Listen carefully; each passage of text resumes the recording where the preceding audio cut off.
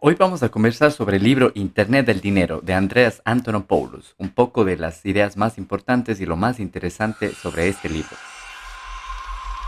Hola, ¿qué tal? Soy Juan Sebastián Landi y esto es Blockchain y Criptos en Español, el podcast donde locos, geeks, rebeldes y todos quienes deseamos aprender sobre estas tecnologías disruptivas tenemos un espacio para compartir, desde la muralla china hasta la Patagonia. Si deseas participar en vivo, te invito a suscribirte a este podcast y unirte a nuestro canal de Telegram, Blockchain y Criptos en Español. Comenzamos. Bienvenidos amigos a un episodio más de Blockchain y Criptos en Español. Este es el episodio número 16. Hoy es sábado 31 de julio del 2021 y han pasado exactamente 12 años, 6 meses y 29 días desde que se minó el primer bloque de Bitcoin. Precio de Bitcoin actualmente estamos alrededor de los 41,000, 42,000 dólares, depende del exchange en el que estén viendo. Ha tenido una subida un poco pronunciada porque llegó alrededor de los 28,000 más o menos hace 2 semanas, pero bueno, ese es el precio actual.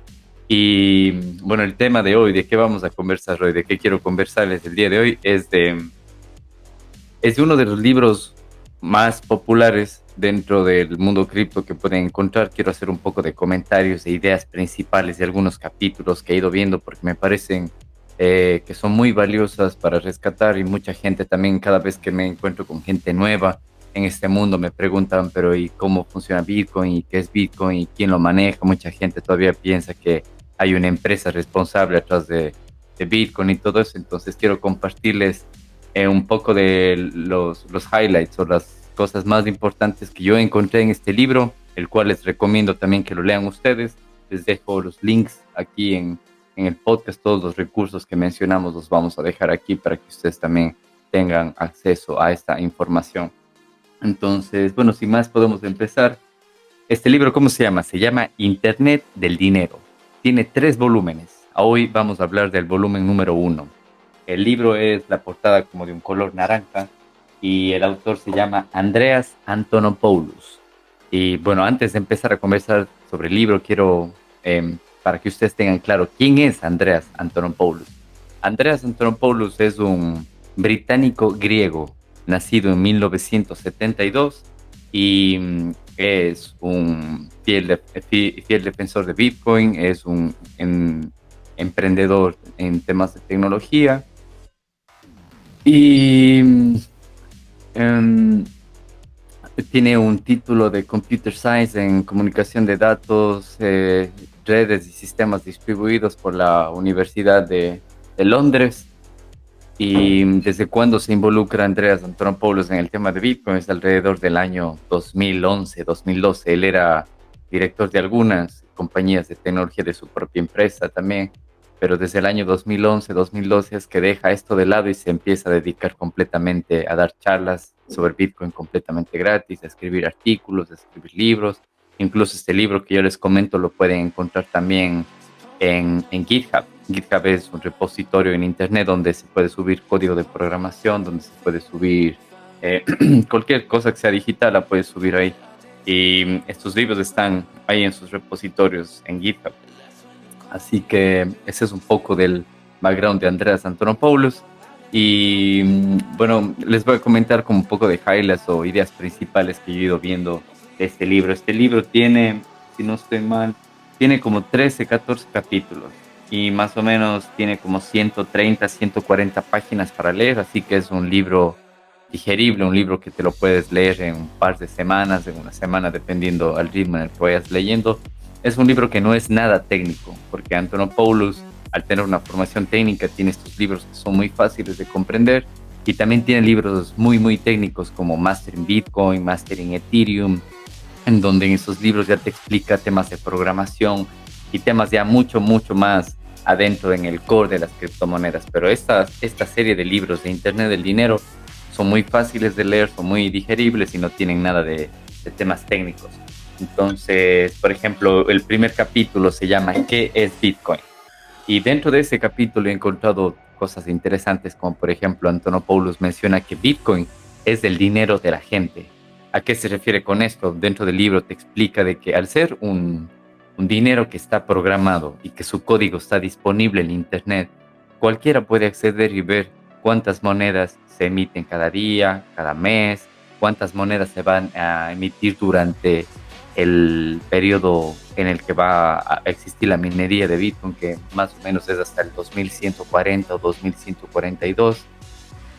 Entonces es un dinero al que tú tienes acceso al código, comparado con el sistema monetario actual que tenemos, que es fiat, en donde solo un pequeño grupo de personas son los que deciden cuánto imprimir, cuánto no imprimir, cuánto devaluar la moneda, y el resto de personas simplemente tenemos que aceptarlo. Entonces, Bitcoin es en sí el dinero de la gente. Esto es algo importante y muy remarcable que lo saqué de este capítulo. Y qué más les puedo comentar en este primer capítulo que se llama ¿Qué es Bitcoin? Algo interesante también que de ahí es que, como en su día, la moraleja de Internet fue: acabo de reemplazar toda una industria con 100 líneas de código. Eso es exactamente lo que estamos haciendo en este momento con Bitcoin. ¿Y a qué se refiere esto? En la época que recién empezaba el Internet, en los 90, por ejemplo, muchas empresas se vieron completamente, se volvieron obsoletas por los servicios que se empezaron a brindar en Internet. Por ejemplo, el correo postal se vio completamente obsoleto con esto. Eh, el tema como de incluso trámites burocráticos para empresas públicas o empresas privadas se vieron completamente obsoleto con eso, porque podías hacerlo todo a través de Internet.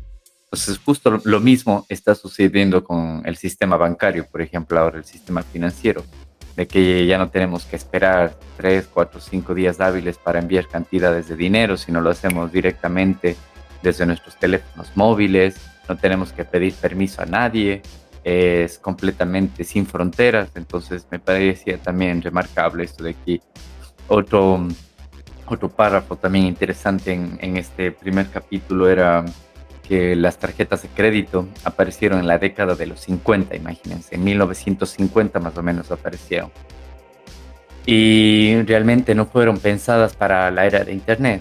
Bitcoin está diseñado para funcionar en la era de Internet y tiene muchísima razón, a pesar que incluso ahora las tarjetas de crédito puedes utilizarlas en Internet, pero con ciertas restricciones, porque primero vas a tener que llamar a tu banco, pedirle permiso para utilizar en tal página web. Algunos bancos funcionan así. Bitcoin está pensado para funcionar desde Internet desde el primer momento, porque no necesitas nada más que una conexión a Internet y ya está. No necesitas pedirle permiso a nadie, no necesitas esperar 5 o 10 días hábiles, no necesitas códigos SWIFT, que a veces cuando quieres enviar de un banco a otro banco en otro país necesitas saber el código SWIFT y nada de eso. Entonces aquí vemos cómo el sistema financiero actual no está diseñado para funcionar en Internet, mientras que Bitcoin desde su creación sí lo está. Y bueno, esto es un poco del capítulo que se llama ¿Qué es Bitcoin? En el segundo capítulo, que se llama Dinero entre iguales, uno de los párrafos interesantes que encontré es que el dinero es una forma de comunicación. En su esencia, el dinero no tiene valor. El dinero representa una abstracción del valor. Es un medio para comunicar valor. Es un lenguaje. ¿Qué dice aquí? Que el dinero es un lenguaje. Entonces, en este capítulo, claro, tiene un poco de, para llegar a este párrafo, te explica un poco más. Entonces, aquí vemos, por ejemplo, que el dinero es un lenguaje para un grupo de gente. Es decir, por ejemplo, habían comunidades antes que para ellos su moneda eran las pepas de cacao, por ejemplo. Ese era su lenguaje. A través de las pepas de cacao, ellos hacían transacciones y era su lenguaje. Habían otras culturas que utilizaban conchas marinas que eran medio difíciles de encontrar o con piedras preciosas. Entonces, ese era su lenguaje para comunicarse en su comunidad. Entonces, el dinero en sí, mucha gente piensa que el papelito que tenemos en la mano es en sí dinero, pero no, es la representación eh, que le damos nosotros, es la abstracción que le damos de que tiene un valor ese papel emitido por tal entidad. Y a través de ese papel es que es como una forma de lenguaje, nos comunicamos entre nosotros. Yo te cambio estos tantos papeles por a cambio de los servicios que tú tienes. Entonces, por ejemplo, cuando tenemos, para que se den cuenta de lo obsoleto que es el sistema financiero actual, si yo tengo papeles emitidos en Europa que se llaman euros, entonces ese es mi lenguaje. Pero si yo me voy con ese euro, supongamos a Panamá, a El Salvador, a Ecuador, donde utilizan dólares estadounidenses, es otro lenguaje. no voy a poder utilizar mis euros directamente ahí para comprarme, no sé, una pizza o alguna cosa. Voy a tener que cambiar ese papel al lenguaje de esa región para poder hacer las transacciones. Entonces me pareció muy importante este comentario de aquí, este párrafo, y también muy curioso. También otro párrafo interesante que encontré en este capítulo es: Bitcoin es fundamentalmente diferente porque en Bitcoin no debes nada a nadie, ni nadie te debe nada a ti. No es un sistema basado en la deuda. En un sistema basado en la deuda, una de las dos partes será siempre el esclavo. Y eso es muy, muy importante. El sistema fiat actual es un sistema basado en la deuda.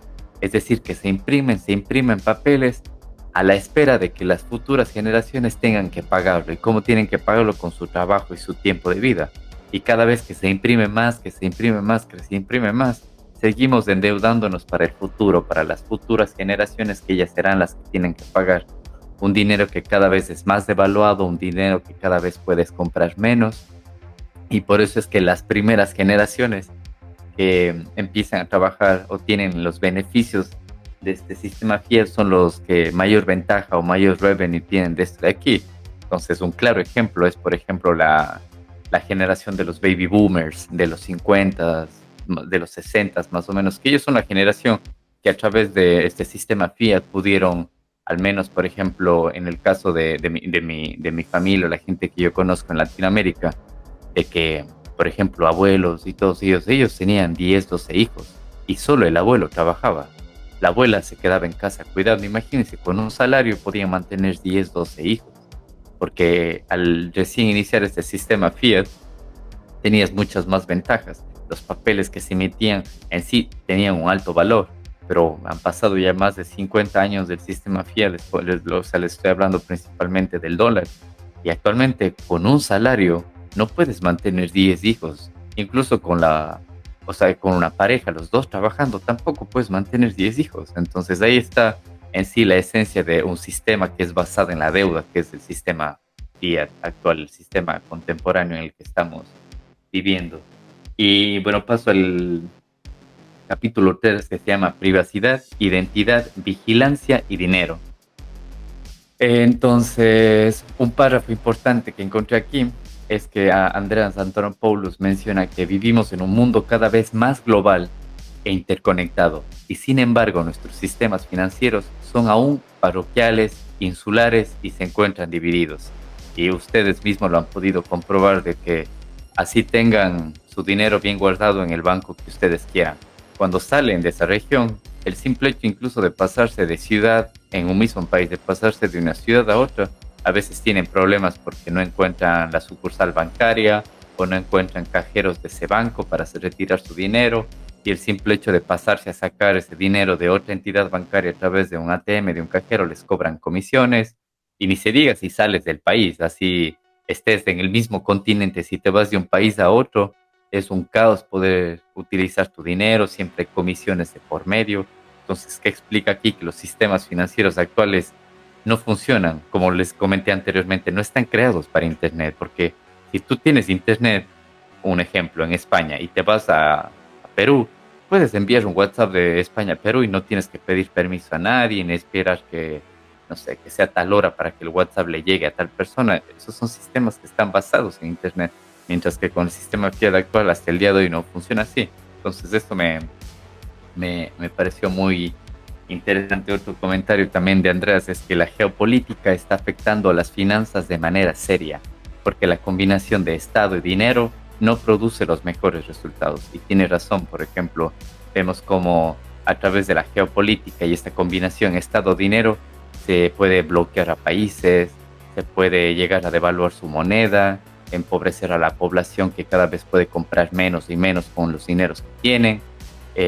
Y esto no lo hemos visto solo en países pobres, sino lo hemos visto durante la historia de la humanidad. Lo hemos visto en la Primera Guerra Mundial con el dinero que imprimía Alemania. Es exactamente la misma historia. Se repite porque los sistemas fiat nunca han funcionado, siempre tienen una fecha de caducidad.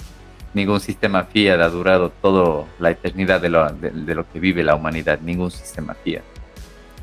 Y bueno, podemos pasar al capítulo inversión de infraestructura. O sea, no les voy a ir de todos los capítulos porque es muchísima información y más bien les invito a ustedes a que lean el libro. Yo les voy dando uno de los comentarios más importantes que me parecieron a mí como para que vean lo interesante de lo que se trata este libro. Entonces, en el capítulo que se llama Inversión de Infraestructura, uno de los comentarios interesantes que encontré que Andreas Antonopoulos decía era que siempre que aparece una nueva tecnología disruptiva, en sus primeros años de adopción, tiene que apoyarse en tecnologías existentes, a las que termina desplazando después.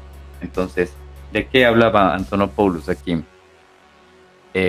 Por ejemplo, un ejemplo medio antiguo, pero que funciona así. Por ejemplo, cuando empezaba a existir la posibilidad de poner electricidad en los hogares, porque antes no había electricidad en los hogares.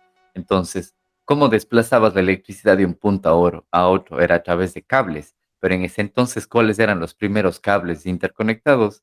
Eran los cables de los telegramas. Entonces se empezó a apoyar en esa tecnología antigua para poder transmitir electricidad de un punto a otro. Y a la final terminó desplazando tanto al telegrama y todo eso, porque a través de Internet se podía perdón, no Internet, a través con electricidad y los cables de electricidad se podía transmitir voz y todo eso mucho más rápido. Entonces actualmente el sistema en el que Bitcoin se está apoyando para llegar a más gente y para ser más disruptivo es a través de los exchanges, incluso a través de bancos que brindan este servicio, no todos, porque hay muchos que se oponen a esto, pero hay muchos bancos que dan servicios de compra y venta de criptos. Entonces Bitcoin se está apoyando en estas tecnologías existentes para llegar a mucha más gente, por eso es solo cuestión de tiempo para que termines desplazándolas. Entonces, esto me parecía muy curioso y muy interesante. Así que otro comentario del capítulo que se llama La moneda como lenguaje. Entonces, ¿qué mencionaba Antonopoulos? Él menciona que la autoridad deja de ser la persona que posee la imprenta. Ahora, lo que importa es quién tiene el contenido. Entonces, aquí hacía él unos ejemplos muy interesantes de que no es hace mucho, hace 20, 30 años, como él tal menciona aquí, la autoridad deja de ser la persona que posee la imprenta, ahora lo que importa es quién tiene el contenido. Por ejemplo, antes todos dependíamos de la televisión, lo que salía en la televisión era la verdad, la televisión era el único responsable, el único institución que podía hacer reportajes de viajes o reportajes de la naturaleza o, no sé, un tutorial de cocina o cualquier cosa de eso. Entonces ellos eran el único ente que tenía ese poder. Pero ahora lo que importa es el contenido. Como los medios de comunicación se han abaratado tantos, ahora cualquier persona puede crearse un canal de YouTube y generar el mismo y hasta mucho mejor contenido que una televisión. Entonces el contenido en sí es mucho más valioso en Internet y a este momento cuando puedes ingresar a tu teléfono y verlo cuando tú quieras, que esperar que sea tal hora o que de tal día solo emite eso la televisión. Entonces la misma analogía se hace en Bitcoin, de que antes dependíamos de los gobiernos para que impriman papeles para nosotros poder en teoría subsistir con esos papeles y ahora lo que importa es el contenido. Entonces en sí las criptomonedas, no solo Bitcoin, le dan un valor mucho más importante al dinero. Entonces eso es en sí el contenido, el valor que le dan las criptomonedas, de que te das cuenta de que ya no tienes que esperar por un papelito para poder ir a hacer compras ni nada de eso, sino que a través del envío y eso de criptomonedas, el contenido es lo que importa, el beneficio que te da para ti. Entonces esto me parece importante de este capítulo que se llama La moneda como lenguaje.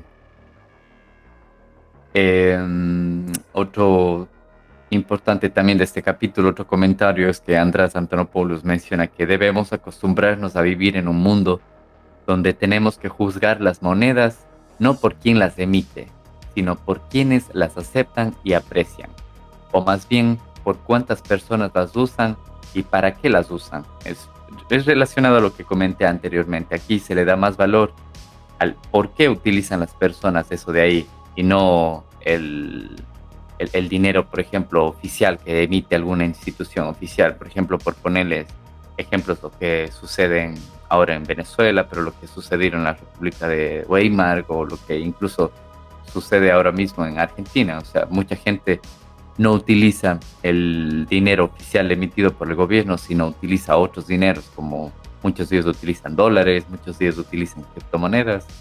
Entonces, ¿es por qué? Porque tiene muchos más beneficios utilizando ese tipo de tecnologías antes que el dinero oficial. De este mismo capítulo también hay otro comentario interesante que Antonopoulos menciona. Ya no es asunto de los estados-nación. Internet es la economía más grande del mundo. Es la primera economía transnacional y necesita una moneda transnacional. Entonces también, muy cierto y muy importante lo que dice. Actualmente cada estado-nación emite su papel, porque a mí me gusta llamarlo así, porque a la final es solo papel. Cada estado-nación emite su papel, que está limitado a sus fronteras, mientras que Internet es la economía más grande del mundo. Con Internet no tienes barreras ni nada de eso. Y este tipo de economía necesita una moneda transnacional, y entonces las criptomonedas y Bitcoin es una de las monedas transnacionales que llega a solucionar este problema. Bueno, me muevo al capítulo Principios de diseño de Bitcoin, estamos más o menos ya a la mitad de los capítulos que tiene este libro. Entonces, en este capítulo, András Antonopoulos empieza a mencionar un poco de las nuevas generaciones. Por ejemplo, aquí él menciona que para muchos jóvenes, Bitcoin será su primera experiencia económica. En el momento en que lleguen a un banco, ellos ya habrán tenido sus primeras experiencias en finanzas. Y esto es tan cierto, lo comentamos también en episodios anteriores, en donde muchos niños, incluso ahora de 5 o 6 años, ellos ya tienen acceso a criptomonedas y a tokens. Imagínense esto en nuestra generación, por ejemplo, que yo soy la generación del milenio, o las generaciones anteriores para nuestros padres.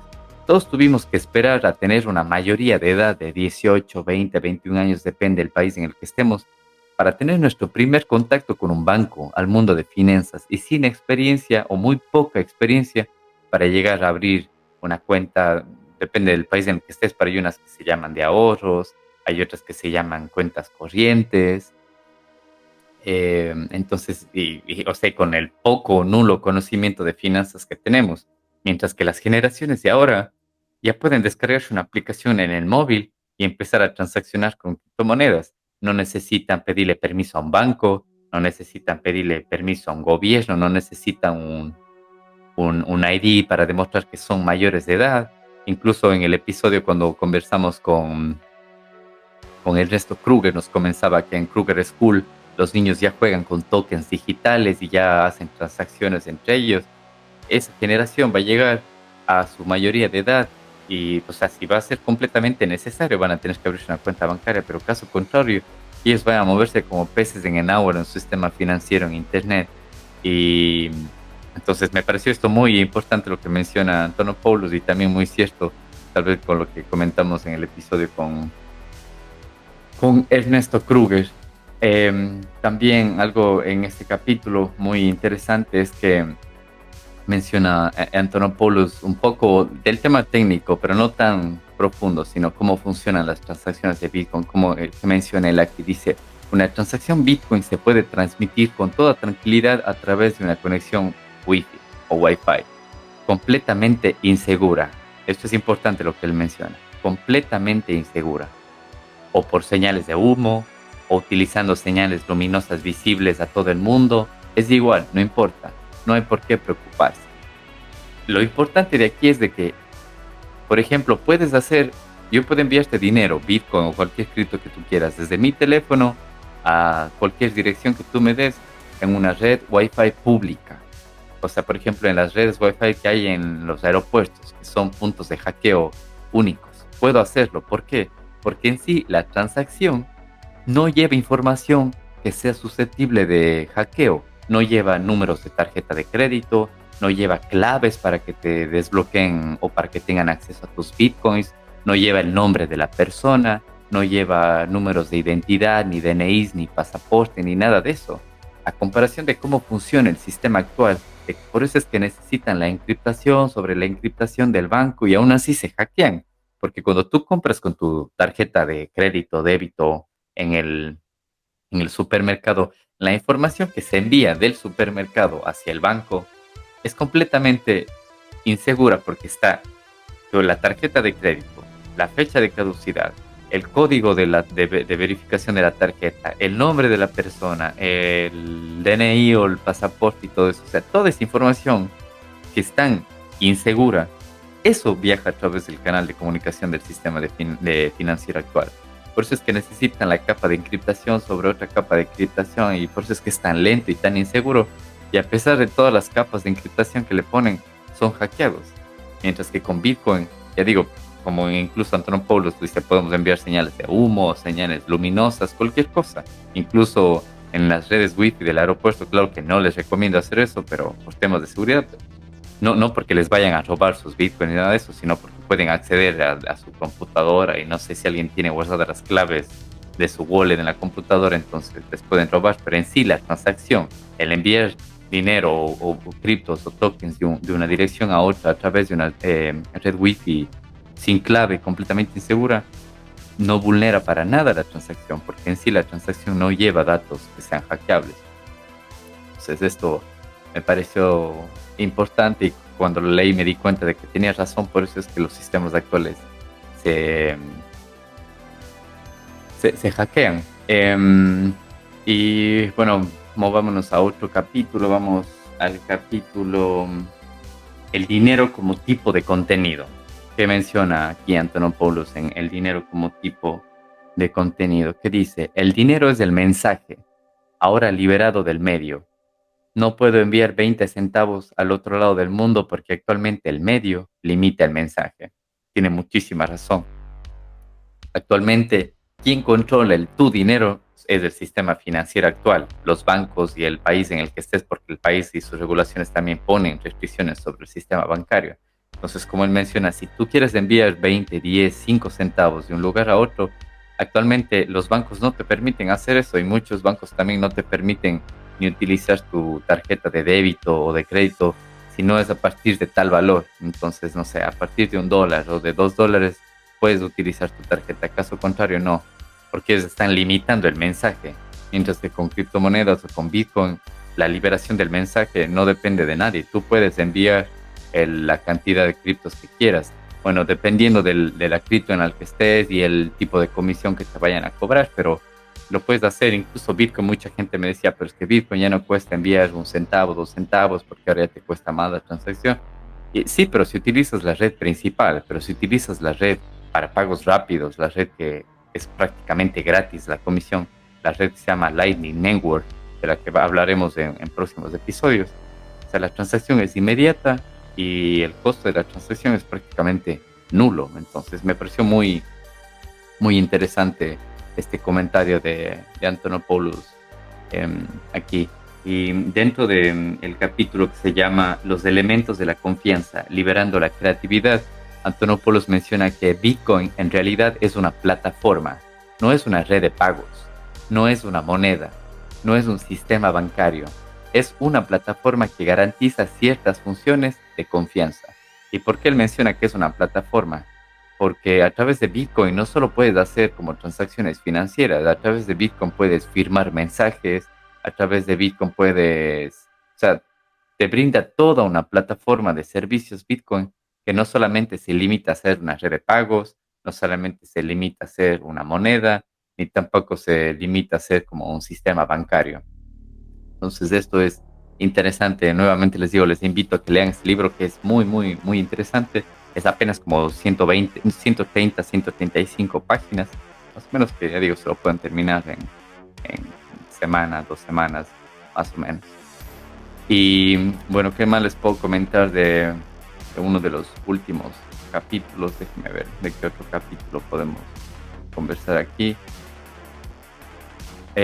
Uno de los últimos capítulos que dice Internet, este es del capítulo, justo del último capítulo, que se llama Crecimiento de Bitcoin, donde que menciona Andrés.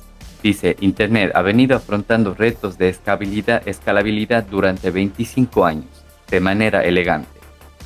Bitcoin sigamos afrontando los retos de escalabilidad de manera elegante y Bitcoin seguirá vivo. Y tiene mucha razón porque en los años finales de los 80, en los 90, el Internet fue creado simplemente para como enviar mensajes.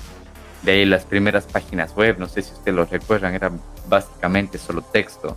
Y de ahí ha venido evolucionando el protocolo, el número de las IPs para enviar más información, más segura y todo eso, con conexiones encriptadas y todo eso hasta lo que ahora tenemos en tu teléfono, que tienes absolutamente todo. Tienes comunicaciones encriptadas, tienes comunicación en tiempo real, no solo de voz ni de mensaje, también de video. Tienes aplicaciones para todo, para ver videos de gatitos, para comprar criptomonedas, para hacer una llamada, una videollamada al otro lado del mundo. Y todo eso ha sido la evolución de Internet en estos últimos 25, 30 años. No olvidemos que Bitcoin recién tiene 10 años de funcionamiento, más o menos 10, 11 años. Y a partir de estos 10, 12 años ha venido también evolucionando el protocolo. Hay mucha gente que dice que Bitcoin es obsoleto porque no evoluciona rápido, porque hay otros protocolos que van evolucionando más rápido. Pero eso sí, eso en sí es un feature, es uno de los beneficios principales de Bitcoin, que al no evolucionar tanto, mantiene en su core la seguridad única. Ninguna otra red es tan segura como lo es Bitcoin. Y incluso para funcionar como reserva de valor, ese es uno de los beneficios principales de no estar haciendo cambios cada día, ni cada semana, ni cada año del protocolo a cambio de seguridad. Entonces, mantiene su seguridad. Los pocos cambios que se han hecho han sido para hacerlo un poco más rápido, mucho más seguro. Por ejemplo, una de las actualizaciones del 2015 o 2016 fue las nuevas direcciones Segwit, que utilizaban menos espacio, entonces se podían incluir más transacciones en un mismo bloque. La actualización de este año de Taproot también, que incluye temas de seguridad y de encriptación. Entonces, como ven, hay, desde la última actualización hasta la nueva ha habido algún tiempo que ha pasado. Entonces, Bitcoin viene evolucionando. También tenemos la Lightning Network, que les comenté que es una red de pagos inmediatos y con comisiones prácticamente nulas. Así que Bitcoin viene evolucionando. Bitcoin recién tiene 10 años. Bitcoin ha hecho en estos 10 años lo que le ha tomado a Apple, a Google, a Microsoft va a hacer en 30, 40, 50 años. Viene llegando a mucha más gente comparado a lo que le ha tomado a Internet llegar en los últimos 25 años.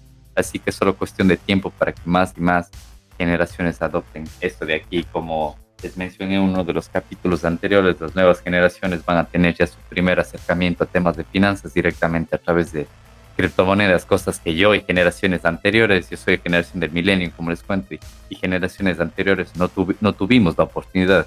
Tuvimos que esperar a llegar a nuestra mayoría de edad y para poder abrir cuentas bancarias o para involucrarnos en ese sistema financiero y con poco o nulo conocimiento de cómo funcionaba el sistema financiero. Entonces, eso es, sin más, les invito a que lean este libro. Les dejo los links para que puedan comprarlo, donde lo pueden encontrar en internet. Todos los recursos los dejamos aquí en el podcast. Y les recuerdo, este libro se llama El Internet del Dinero. Es escrito por Andreas Antonopoulos, que es un británico griego, emprendedor de tecnología. Tiene un título de Computer Science y Data Communications en la Universidad de Londres. Así que esto es, sin más, amigos. Espero que les haya gustado este podcast. Es una revisión rápida con los comentarios más importantes que yo tomé de este libro. Y cualquier duda que tengan, no se olviden en escribirnos a través de nuestras redes sociales, a través de nuestro canal de Telegram. Cualquier tema que les interese que tratemos, también nos pueden escribir ahí. Y sin más, les invito a que se suscriban, a que compartan este podcast con más gente que crea que le interese. Y sin más, amigos, nos vemos en el siguiente capítulo. Así que tengan un buen fin de semana.